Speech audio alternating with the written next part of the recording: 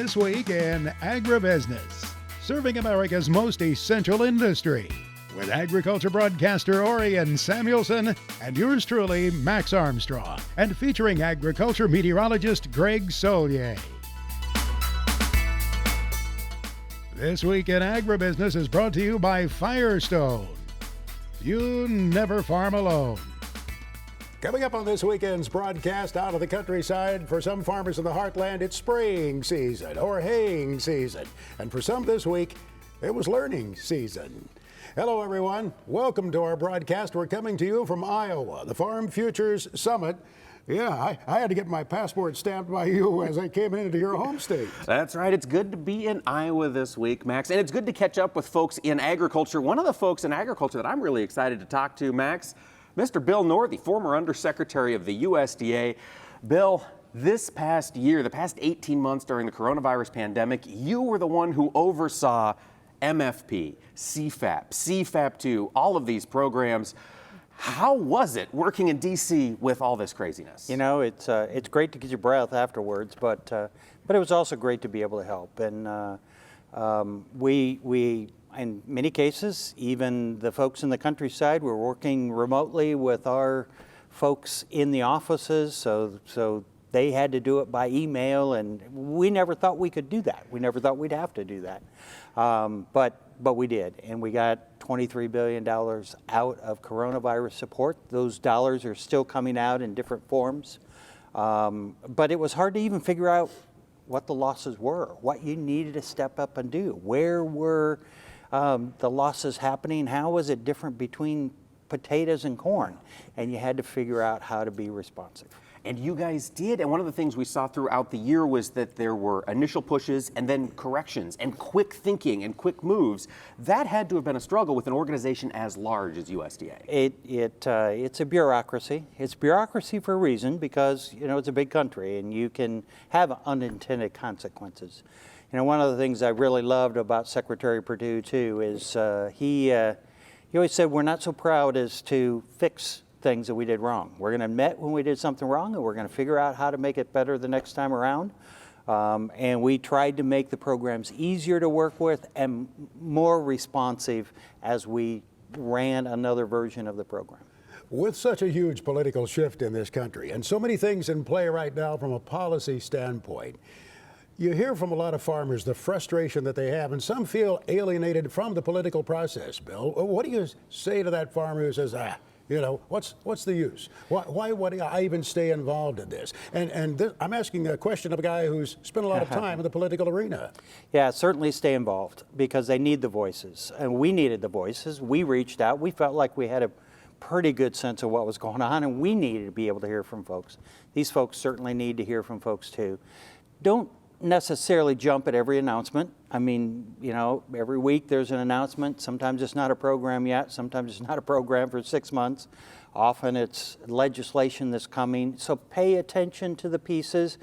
But still, right now, you know, get your crop market, get your soybeans sprayed, and then watch some of these other things. There'll be some time to be able to watch some of these other things play out. What about contact with that congressman or senator from your state? Can that make a difference at all? I mean, I think there's the feeling that it's a few urban areas are really controlling the country, and the farmer maybe in the heartland or the farmer on the coast doesn't have any input. Absolutely, you have input. And in fact, because most people, urban or rural, stand on the sidelines, you have more input than you think you do, because you're representing lots of folks when you speak to folks. And I would say not only Congress, absolutely Congress, but also the administration. You know, get folks from the Department of Agriculture out to your area. Get folks from EPA out, and if you're in the West, it's the Interior Department or others. Get them out, have conversations, and the political folks, but also the career folks that are still going to be there whenever there's new administrations. I would imagine the next few weeks we'll see you around a lot of different places, and we look forward to crossing paths with you out there. We know you were on the Great Iowa Tractor Ride this week. What were you driving? I was driving a 1266. Craig Hill, Iowa Farm Bureau president, had this all shined up. He said he uses it every day. but it looked pretty shiny to me. Can I tell you how proud I am of you? Thank you, sir. We appreciate it. Always Thanks, good to see you. Bill Northey, he's a longtime Iowa fixture here in Iowa politics by all means, but a farmer first, and former Undersecretary of Agriculture at the U.S. Department of Agriculture in Washington. This portion of This Week in Agribusiness is brought to you by the Soybean Checkoff. Tips, videos, how-tos, and more. If it has to do with ag tech, you'll find it in the Tech Tool Shed, your unbiased one-stop resource. Well, it's a volatile week, and it's time to dig into the markets. To help us make sense of everything that's going on the Chicago Board of Trade and in the Mercantile Exchange, we are joined by Brian Basting of Advanced Trading. Brian, these whipsaw moves in the grain market are, I would imagine, giving some producers a little bit of heartburn. When do you see this thing starting to settle down? Well, it's a great question, Mike. I think at this point we got to accept this as pretty much everyday occurrence between now and perhaps all the way into Labor Day when you look at the bean market stretching into that August time period. I think as a producer, what you're looking at here is steadying the ship, trying to tune out that noise of that everyday trading, because you can really get worn out as a producer trying to figure out why the market's doing this day in, day out. Keep the big picture in mind to defend your balance sheet as a producer and use this market volatility, manage this market volatility with the tools available. Well, let's talk about sort of defending your bottom line, given the volatility that you mentioned, and let's talk the corn market right off the bat. In this corn market, man, Brian, we are counting an awful lot on weather here, looking out over the immediate future. And of course, we're seeing that impacting these markets. In your mind and in your conversation with your growers, how dry is it really? What's their sense on the performance of their crop? Mike, there are pockets of dryness across the Corn Belt, Northern Plains, Central Plains, Southern Plains, wherever you look at, there are pockets of dryness. Obviously, North Dakota is at the top of the list. But there are other areas, for example, Southern Michigan, Southwest Michigan, parts of Wisconsin are quite dry here as we speak here in mid-June. And there are other pockets too. Iowa has been drying out, so have parts of Minnesota. Having said that, you know, it's the middle of June here. We still have some time for that improvement to take place or further deterioration to take place. We certainly are hoping for improvement here, but right now it's not extremely widespread, but there are certainly some pockets being affected. In this day and age, when we've got the kind of forecasting abilities that we have, and we can see these forecast models impact the market instantaneously when they come out either bearishly or bullishly, would that be noise in the market in your mind? And if so, what are the fundamentals you think growers need to keep an eye on? I think the key fundamentals are that we do have the potential for a tremendous crop. And by that I mean producers really took an effort here when they realized the prices were exceptional here in 2021 to take care of this crop, put as much fertilizer, input costs into that. I think the producers also are looking at some good planting conditions overall, so we got the potential for a great crop. Having said that, we need a great crop because of the tight balance sheet. So in terms of back to your original question, you just have to accept that that's the way it's going to be for a while, but keep your eye on the big picture of defending your balance sheet, not predicting price. You will be unable to do that in the middle of a weather market. That's a really good point. And you mentioned another fundamental factor is that short Brazilian crop. We continue to hear estimates of that Brazilian safrinha second crop corn dropping. Brian, what have you heard? How much smaller is that Brazilian crop going to get? There are some estimates edging closer to 90 million tons. I'm not predicting that, but what's we're heard private estimates in contrast to the USDA at 98.5. So that is a big factor moving forward because potentially Brazil actually may become a modest importer here moving into this late summer, early fall time period, and that's a big change from a year ago when Brazil really took over the fall export market. They certainly did. Brian, before we let you go for this segment, let's talk a little bit about basis. It was strengthening since harvest. Now it's starting to break a little bit. Is that something you're seeing across the country? We're seeing more weakness, Mike, in the soybean basis. The corn basis is hanging in there pretty well. Soybeans have broken quite a bit here the last few weeks. All right. Well, we've got a lot to discuss. Brian mentioned soybeans. We'll be back to discuss those as well as let's see what's happening in some of the other markets our growers are working with.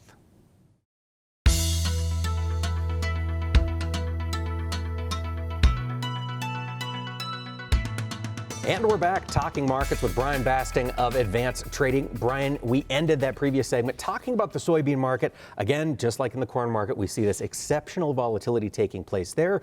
One of the things we have seen in recent days is a pretty solid drop in the basis. As you were mentioning, what's happening on the ground in the soybean market? There are more indicators, Mike, of weakness in soybean meal market, whether it be the soybean meal domestic offtake or the domestic or the export market for soybean meal. Both are weakening here. So these higher prices are giving indications of rationing taking place, i.e. we're ratcheting back the crush. The NOPA crush report that came out this week was a little bit below expectations, also confirming that the processors are backing off slightly as this crop year winds down. So it's not that surprising given the size of the crops in South America coming on board here. So I think we're getting confirmation of that now in reports such as NOPA. Now, one of the other things we've seen in the bean market in particular, really over the past week, maybe week and a half, is the drop in the soy oil market. This rally seemed to have been carried by soy oil. It seems as though it's taken a back seat. What's happened to change that market? Soy oil was the leader, no doubt about it, on the way up here recently. Exceptional volatility to the upside. We could be seeing some profit taking now. We're seeing some weakness in some of the competitive oils. Palm oil worldwide has backed off somewhat.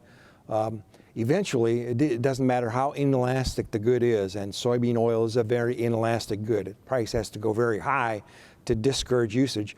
The price has gone to historic highs today as we speak here in soybean oil. So perhaps we're seeing a little bit of cut back taking place. However, the numbers in soybean oil, when you look at the stocks, for example, from the NOPA report earlier this week, still show tight soybean oil stocks. So that soybean oil market is pulling back, but I'm not sure it's over yet.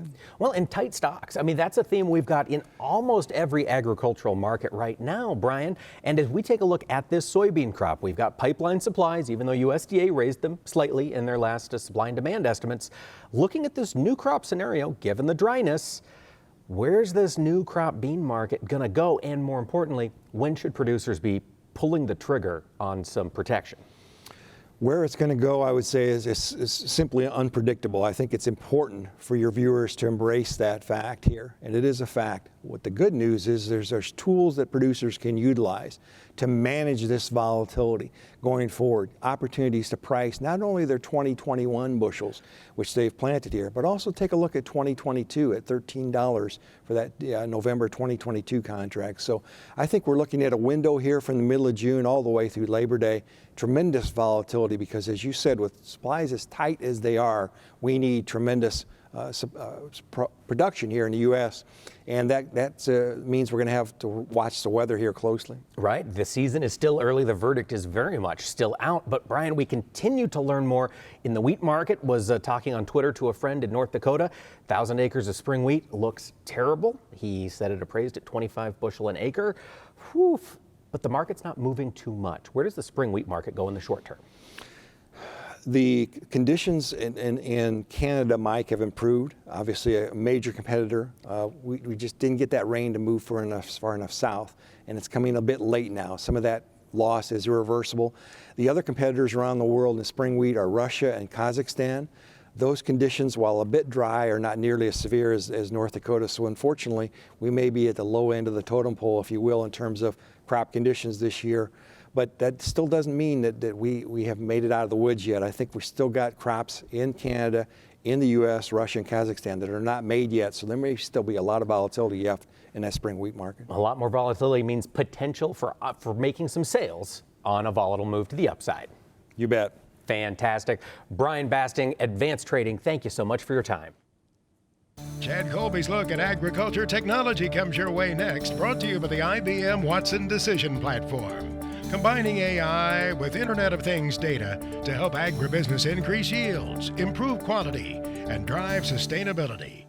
Communication is not just between people. Believe it or not, machinery needs to communicate as well, and Chad Colby is going to show us how they do it. Isobus is what's used to get the data from the implement to the tractor.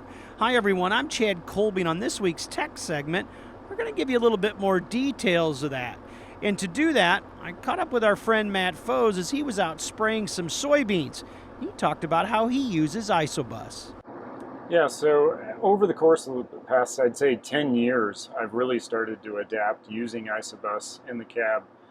Once you've got a display, and as it turns out, as time goes on, many of the Isobus controllers will work on a variety of displays from different companies. So started out with a Green Star display running an anhydrous applicator about 10 years ago, and now just about every application piece of equipment has some flavor of Isobus controller, whether it be from Raven for my side dress bar and my sprayer and my fertilizer spreader, or whether it be Deere controlling the fertilizer system on the planter.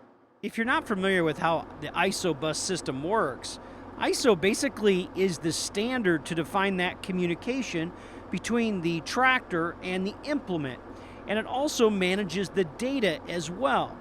I asked Matt to give us a little bit more details on how the Isobus system works for him in his pull-type sprayer. On this particular sprayer, I'm running the sprayer itself with a Raven Isobus system. And in this tractor, I have the Deere display on the armrest as well as an extended display, which allows me to have one display focusing on controlling the sprayer with all the functionality that you find in a big self-propelled machine. And you can have this information visible at all times so you know what's going on. And then when you need guidance or mapping, whatever it may be, you can go back to the Deere system and have that visible at all times as well. So it really keeps all the information readily available and the functionality is accessible as you need it. I asked Matt to give us a little update on crop conditions this year, and believe it or not, they're still cleaning up from that nasty derecho we had last summer in the Midwest. Yeah, so as we look at the crop this year, just like a lot of the areas of the Midwest, we got planted very timely. And up until about 2 weeks ago, we were feeling pretty good on moisture. But as the dryness has started, and especially as the heat is built in, we've seen things dry off quite a bit and are looking forward to the next rain for sure. But out here today, trying to wake up the beans with a little foliar application as well as take care of the volunteer corn left over from last year's down corn in the windstorms. For This Week in Agribusiness, I'm Chad Colby. Thanks, Chad. Folks, don't go away. We'll be back for more from the Farm Futures Business Summit.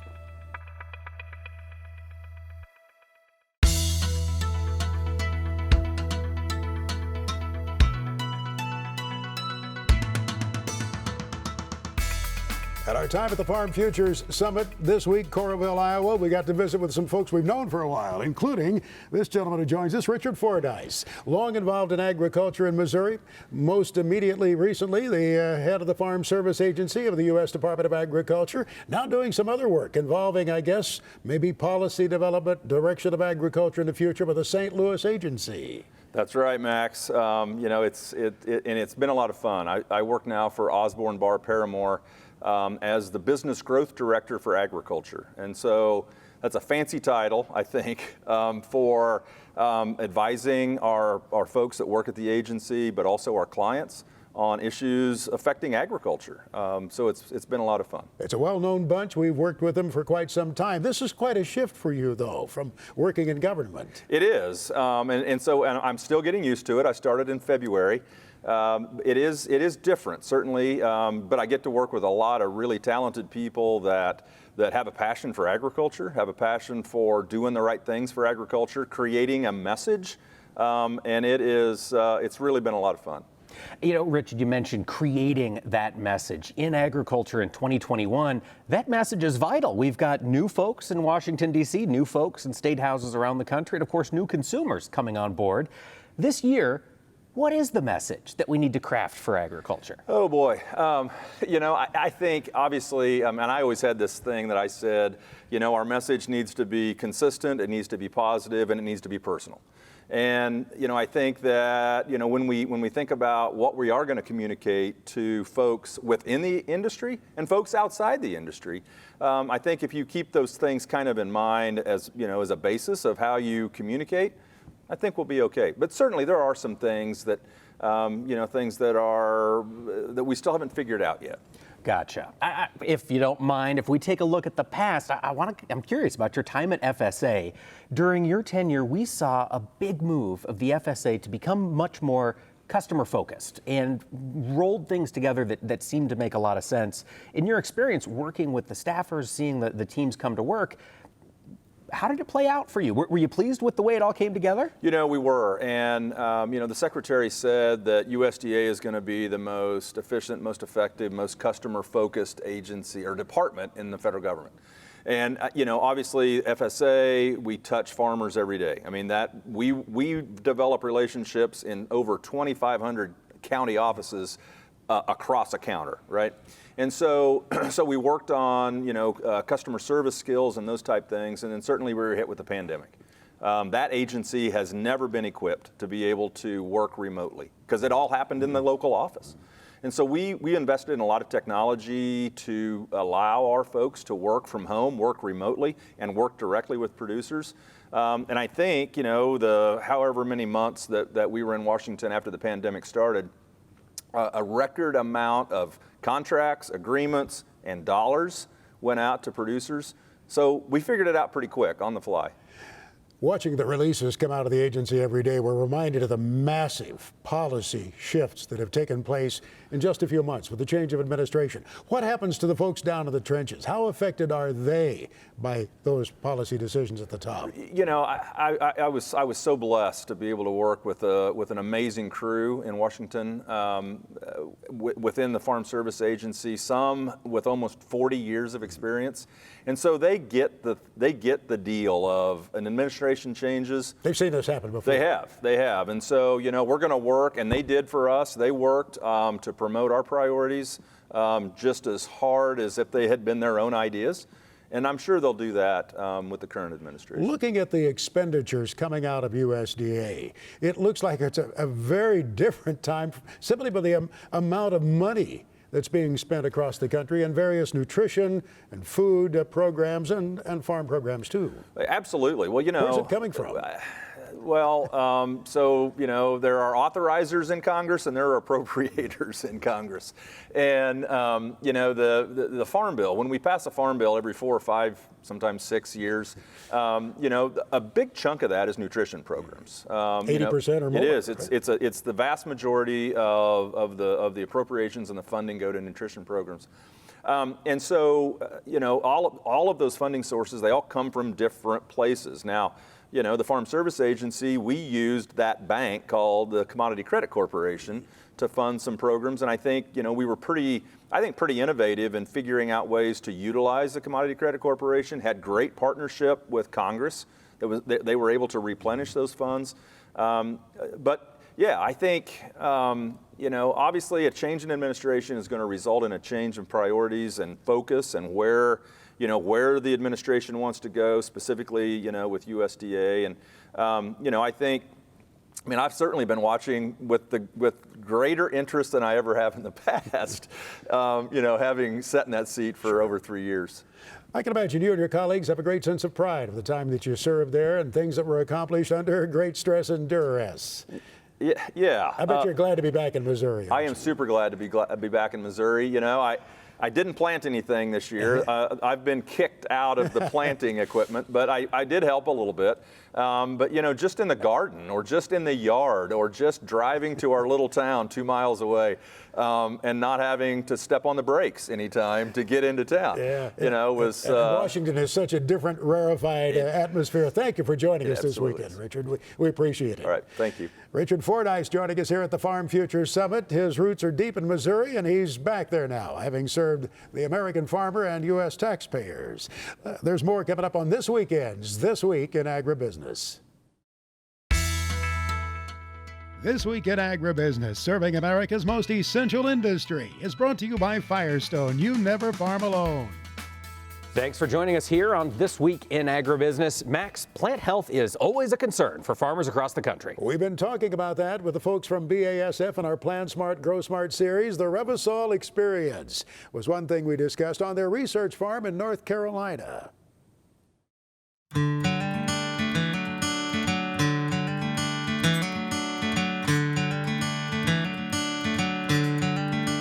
They say 2020 was the first market year for the newest fungicides, Revitec and Veltima. What makes them different than others on the market? two specifically unique things about both of them carry over. One is that they have headline in them, right? And so we have the ability to talk about plant health. The other one is the newest active ingredient, Revysol, that we just launched. What the chemists at BASF did with Revysol was that they basically engineered this thing from the ground up. And they engineered it to have this flexibility. And to kind of paint a picture of that flexibility and why that flexibility and being able to bind to that organism, that target pathogen or disease. I have a 3-year-old son at home, and he's always got toy cars that he's playing with. And when one of those toy cars goes under the kitchen table, and I have to go get it, you know, I'm a little bit older, and so it takes me a little more time to get down on the floor. I gotta move the chairs and get the car. Whereas my son, he's 3 years old, he's fast, he's flexible, he just darts down there under the table, grabs his car, and boom, it's done. So, you know, my son is the Revysol, right? He's the new, agile, flexible one, and I'm kind of maybe the older generation that is not gonna get the job done as quickly or as well. Growers have had experience now. 2020 was a big year for many producers to experience the products. What have you heard from them? What kind of feedback? There's some farmers out there that use it every acre, you know, every year because they've seen the benefits. But we really are still at, I believe it's, you know, just shy of 30% of the acres of corn and beans are treated every year with the fungicide. It is surprising that it's that low. Yeah. Given our experience with it over a number of years now. So in 2019, we launched what we called the RevX fields, the Revysol experience fields. And 2019, we weren't selling the product yet, but we put over 1,200 on-farm trials across the country. And these weren't little plots, as I recall. No, these were full fields, you know, 40 acres treated, 40 acres versus whatever the farmer standard was. Consistently, the data is coming back that, yes, it performs well. But more than that, one of the best sentiments I've gotten is from retailers talking about fungicides now. They said it's fun to talk about fungicides again. We know the products are going to work. We know that the farmers are going to be excited and happy when they go and harvest the field because it's going to, you know, pay back for them. And it just means a lot more sometimes coming from one of your peers, coming from another farmer who's tried it and had that experience. It just, for certain people, it holds a different weight to be able to hear that. We've enjoyed meeting the folks of the BASF team, just as we did there on their research farm in North Carolina. Our latest installment in the Plant Smart, Grow Smart series. You can see more by visiting the website plansmartgrowsmart.com and then continue to tune in here for more installments in the future from BASF. Now, agriculture meteorologist Greg Solier brings us his farm weather forecast for the nation for the week ahead. It's presented by Pivot BioProven, the nitrogen-producing microbes that stay put, whether or not. And just when many farmers need it, there'll be rain coming along. Let's find out. Let's visit with Greg Solier to see what's coming in the week ahead.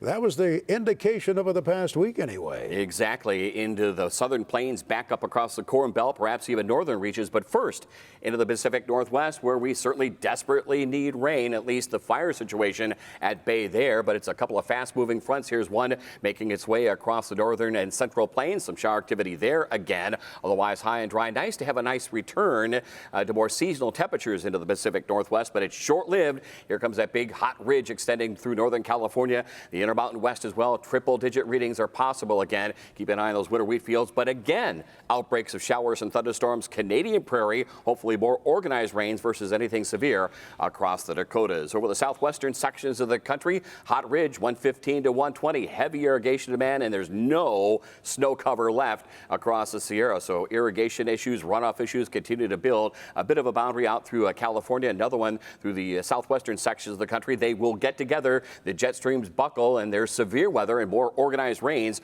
over some of the wet areas of the central and southern wheat belt. So some additional harvest delays after some advance out there last week. You look at the northern plains, it looks like there's more moisture in the Dakotas to be sure, but it's a little bit late to be really helpful, isn't it? Exactly. Yeah, they had more of it across the areas of the Canadian prairie about a week to 10 days ago, and more severe weather across the Dakotas. Dakotas. But looky here, not only the low coming across the Hawkeye State, that green low is a little tropical piece of energy coming up out of the western Gulf of Mexico. Showers and thunderstorms widespread over the wet areas of the southern Corn Belt and where we need it to into the Great Lakes regions into the early to middle parts of the week. Short-term drying back across the Dakotas, giving way to that front on the move and another outbreak of showers and thunderstorms there and into the central and southern plain states areas too. No real heat. Matter of fact, a downward trend on temperatures anticipated, so some slower crop growth and development. We'll see how those cool air masses build later on into the summertime season as well. Over the southern plains, and there's the remnant of that weather system making its way across the Ozarks. Showers and thunderstorms in those overtly wet areas, the southeastern plains and Delta region. More hot weather for Oklahoma and Texas, and probably a little more severe weather as the week wears on, and another tropical system into the western Gulf of Mexico. That's the story. They'll make their run through Texas, up the Mississippi, into the central and southern Corn Belt locales here in the weeks to come, Max. Now that looky here that you talked about in the heart of the country, is that headed toward the northeast? It is, where we do need the rainfall, by the way, in some of the drought areas of the northeast of New England, and there will be organized rains into Wisconsin as well as Michigan as well as northern Illinois and parts of Iowa as well, early to middle parts of the week with that little tropical piece of energy down towards the Ohio River Valley. Late in the week, cool air on the move and a substantial cool off in the wake of another round of widespread showers and thunderstorms over the central and southern areas of the Corn Belt, and the rain too into areas of the northeast of New England. There's that low through Tennessee, cold front back through Oklahoma and Texas, showers and thunderstorms over the wet areas of the southeastern states, and another tropical system into the Carolinas. It'll be a wet and humid weather pattern in that part of the country. Too much rain here ongoing in the weeks to come. Now Greg Soye is back with his extended farm weather forecast for the country. Presented by Pivot Bio Proven. Visit pivotbio.com to find a representative near you. It was much advertised moisture that showed up in the grain market, in fact, in the past week. Will it get here in the week ahead? Mr. Solier, what's your take on that, and how much will it be? 2 or 3 cracks at it, not only with the usual hemispheric weather systems, but look at the tropics as these systems come up out of the western Gulf. They'll track into the southeastern states, out across the Gulf Stream and out to sea, and a bunch of these things continue to come in off the African coast. 1, 2, 3 inches over the mid-Atlantic, the northeast of New England, all the way down to Dixie. Too much rain there. We need the rain in those driest reaches of the northern plains, but it's only 1/4 to 1/2 inch, but significant moisture. Great Lakes areas, New England, and it's not the time of year for anything significant in the Pacific Northwest, so the dryness and drought continues there. Farmers in the Delta are really going to get pounded again, it appears there. What about that week leading up to the 4th of July in terms of temperature? How much heat will there be? Here it is, that hot ridge, that triple digit stuff back into the Pacific Northwest, northern Rockies, sections of the Intermountain West. Note the 2 jet stream configurations sliding in from the west and northwest. Another flow out of Texas, the Gulf Coast area. That is a convergence zone. And look at the cool air because of cloud cover and moisture over this deep south and southeastern part of the country, where there'll be tropical rains. Again, flooding, probably the likelihood, terrible crop conditions over the southeast, but significant rains again for much of Illinois, Wisconsin, Michigan, points out to the east. Note the dry time back west of the Missouri. Tropical rains. I'm thinking about the timing here when you're already talking about this. Now we get past the 4th of July. Yes. What do you see on heat? No real substantial heat. A few degrees above average. Here it is, a bit above average for California, northern and central plains into the northeast of New England. There's that converging jet stream pattern and the cool air relative to the time of year over the deep south and southeastern portions of the country. Here's the moisture charts. Still too much of it down through the southeastern part of the country. We'll take it into the northeast of New England. Back to some dry time now. Northern plains, much of the northern and western Corn Belt. The week of July 12th, how does that appear to you? From a temperature standpoint, very little change expected. A few degrees above average. Note the little prod of cool air through the Canadian prairie, and once again, cloud cover, plenty of moisture, temps below average over the deep south and southeastern portions of the country. More of a west to east jet stream pattern as well. So it's back to dry weather, still ongoing. Not much of a monsoon setup in the Pacific Northwest. It is welcome, though, in the southwestern portions of the country, and a busy tropical pattern for Texas, the Gulf Coast, the rains to the Ohio Valley, and points out of the east and southeast. They could be heavy. Next on This Week in Agribusiness, it's Max's Tractor Shed, spotlighting another great American tractor. At Max's Tractor Shed this weekend, it's tractor ride season. I'll talk about two favorites coming up in the weeks ahead. Max's Tractor Shed is brought to you by Store Lock Tool Cabinets. The roughest, toughest, best-looking tool cabinet you'll ever buy. Superior quality, you'll see it at storelock.com. Well, they started the tractor rides already. They had the big Iowa, the Great Iowa Tractor Ride. The one started by our old friend Mark Pearson and Gary Wergen at WHO. They had that this week. I'm looking forward to two coming up in the weeks ahead. Take a look at these dates and keep them in mind. The I&I Tractor Ride at Penfield, Illinois is July 11th. That's a Sunday morning. I'll be helping lead that ride during the Heritage Historic Farm Days. The Half Century of Progress Tractor Ride is August 26th at Rantoul, Illinois. Keep those dates in mind. We look forward to seeing some of you out there to take a look at the crop conditions at about 12 miles an hour. Let's check in now with Mark Stock for the Big Iron Report. Well, hello, Max. We've got 1,186 items selling on our June 23rd online auction. Larry Heiser is retiring from Grassy Butte, North Dakota. They've got 88 items selling, including 39 tractors. There's a 1986 Versatile 756 four-wheel drive. They've got John Deere 830s plus John Deere 820s, 720s, 50s, 60s, 70s, and a John Deere 80. They've got a John Deere Model M plus an MT. There's a John Deere R, G, A, and Bs, John Deere D, and a John Deere H. They've got a Case 900B plus a Minneapolis Moline Wheatland G1000. They've also got a John Deere 5010 two-wheel drive tractor selling. 2C Ranch and Double C Trucking out of Roosevelt, Utah. They've got a 2006 Peterbilt 379 plus 3 grain trailers and a tanker trailer. Gordon and Joan Curl are retiring. They're from Bruning, Nebraska. They've got a John Deere 9500 combine, plus they've got a John Deere 4450 power shift tractor and a Mauer 36-foot grain trailer. Timothy Rouse is from Curlew, Iowa. They've got an International 3788 2+2 tractor. James Erickson is from Platte, South Dakota. He's got a John Deere 9560R four-wheel drive tractor with only 2,800 hours. This equipment sells June 23rd on BigIron.com. The FFA Chapter Tribute is sponsored by Nationwide, the #1 farm insurer in the country. To register your FFA chapter, go to nationwidesupportsffa.com. That's nationwidesupportsffa.com. Nationwide, we stand for you. This Week in Agribusiness is proud to continue our salute to FFA. This week, we're going down to the southeast to the great state of Georgia. We're talking to Emma Long. She was the state president during the 2021 school year. And Emma, tell us a little bit about what got you into FFA. Yeah, most definitely. Thank you so much. I think the biggest thing that really got me involved in FFA, which I'm sure people have heard this 1,000 times, has got to be my FFA advisor. So here in Pickens County, where I'm growing up and where I found my home in the Blue Jacket, my FFA advisor was my middle school FFA advisor at the time when I was in 6th grade.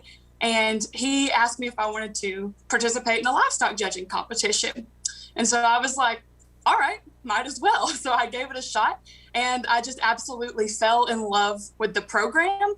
I went home and I was like, Dad, I'm going to be an FFA. And he was like, really? And it turned out that he was the Georgia FFA state president back in his day as well, in the 80s. Wow. So it was kind of a cool full circle moment. You bet. It's a family tradition now that you've served as state president. Now, Emma, you served as state president during a challenging time. Can you talk to us a little bit about what this last year was like with 70,000 FFA members in Georgia? Yeah, for sure. So Georgia FFA, of course, is no lie. It is a great big organization by all means of the stretch of the word. And this year, we had to find new ways to reach students and new ways to conduct in-person events. So one of the things we had to do right off the bat, at the very beginning of our year, is to do the chapter officer leadership training conference, which usually we would hold in person in Covington and as well as in Perry, Georgia.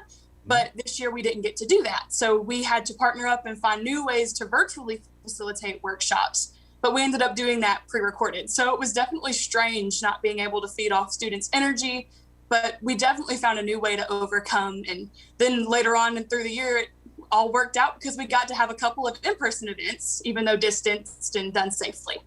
That was a challenge. You've made it. You've continued to grow FFA. Emma Long, we salute you in your service to FFA. Thank you. Now, Samuelson Says. Insight and commentary from Orion Samuelson. I've decided that you don't pay much attention to what I ask you to do on Samuelson Says, because a few weeks ago I said I want you to help me eliminate one word from my vocabulary this spring. That word is D-R-O-U-G-H-T, drought. And ever since I've been getting emails and pictures from you showing how dry it is in different parts of the country. And it's not just one part of the country that is missing rain. It's just about every place in the U.S. we need rain for the newly planted crop. But we're not getting it. And as a matter of fact, it's been interesting at my place in northern Illinois to watch the rain clouds come out of the west, get to my front yard, and it stops raining. But then in my backyard, it's still raining. It's that kind of a spring so far, and it'll be interesting to see how the crops are going to respond to the lack of moisture. It's just one of the challenges that farmers and ranchers, all food producers have in this country, that besides the foreign trade issues and the other activities we go through is Mother Nature and her decision to put rain here, but to keep it from there. So let's hope, give me help, we can remove the word drought from our vocabulary for this year's field crops. Be safe, be well. My thoughts on Samuelson Says.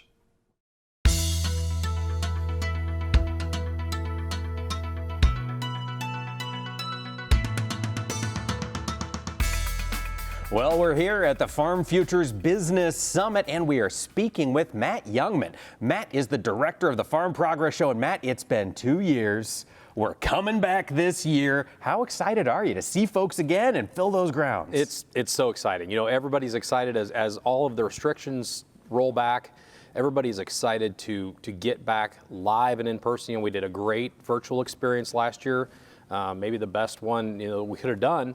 But everybody wants to shake hands, and everybody wants to kick tires, and everybody wants to see these things in person. It's been 2 years since anybody has seen any of these new innovations, and these innovations have kept rolling forward, but nobody's seen it in person. Nobody's asked the questions of the experts. Nobody's had a chance to watch it in the field and do everything that you do at a Farm Progress Show or a Husker Harvest Days. Well, let's talk about watching it in the field. You got the crops in, moisture looks okay. Matt, how are things shaping up? Yeah, we've been getting some pretty nice rains compared to a lot of the rest of the Midwest in Decatur. The crops there look good. They've been experiencing some heat, which they're bred to grow. That corn that we harvest early, it's bred to grow in northern Minnesota, North Dakota. So it's not necessarily used to all this heat, but it looks good. We're going to be in great shape for harvest demonstrations and then tillage demonstrations, and bolting in a lot of autonomy to the field demonstrations this year. That's a big step that's been taken in the last couple of years. Let's mention the dates before we go any farther. It's August 31st and September 1st and 2nd. That's exactly right. And Husker Harvest Days, September 14th, 15th, and 16th. Well, that begs the question, how are things at Grand Island? Very good. We have, we kind of do similar things to what we do at Farm Progress Show, and then we bolt in bigger, better cattle handling demonstrations and haying demonstration. Jason Libby got the first crop of hay off, and it was the best first crop he's ever had out of that alfalfa. So everything's rolling together for a really good Husker Harvest Days. There's a lot of volunteerism required to make those events happen every year. Are you being able to get those folks excited too? Yeah, the turnout has been great. They're really excited. It does a lot of good for the community. We need a lot of volunteers in those communities. It's a great partnership to get the cars parked and flip the burgers and take admission and work info booths, drive the trams. It takes a lot of people to pull off both of these shows. These permanent sites allow you to have a lot of permanence in terms of buildings there. Are there some new things that could be coming in? I mean, we almost always see that. Yeah. Will that be the case with the pandemic? It will. Coming out of that, FBI, we're going to have a demonstration of their new Q-lift system of a building going up and down throughout the show. That building will be the future ag department at Richland Community College. A couple other companies that are looking at some permanent infrastructure, so we're really excited about the investments that continue to be made in these permanent sites. We often see a good presence, obviously, from the land-grant colleges. In this case, the University of Illinois, since the show will be in Decatur. We trust they'll be there. They will, and they take 4 big lots and fill it up with a lot of great content. We also get Southern Illinois University and Purdue and Illinois State and a lot of other local colleges in the area. And then out in Nebraska, University of Nebraska-Lincoln, they do a fantastic job. A lot of health screening, a lot of safety things going on with their exhibits. So it's great from both sites. There certainly have been concerns for the agriculture community, and not only in terms of weather concerns, farm policy worries.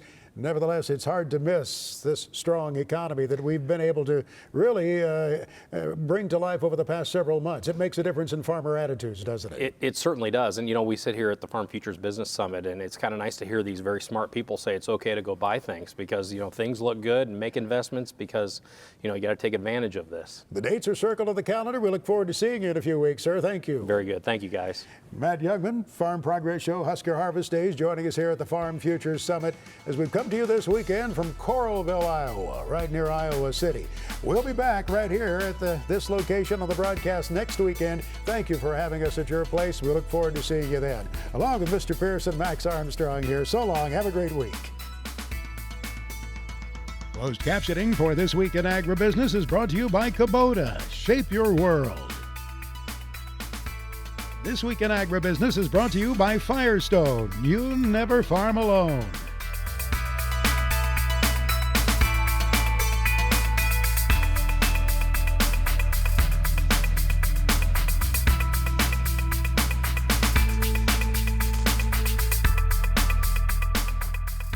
This Week in Agribusiness is produced by Omax Communications in association with 22 Creative Group. We invite you to visit us online at agbizweek.com.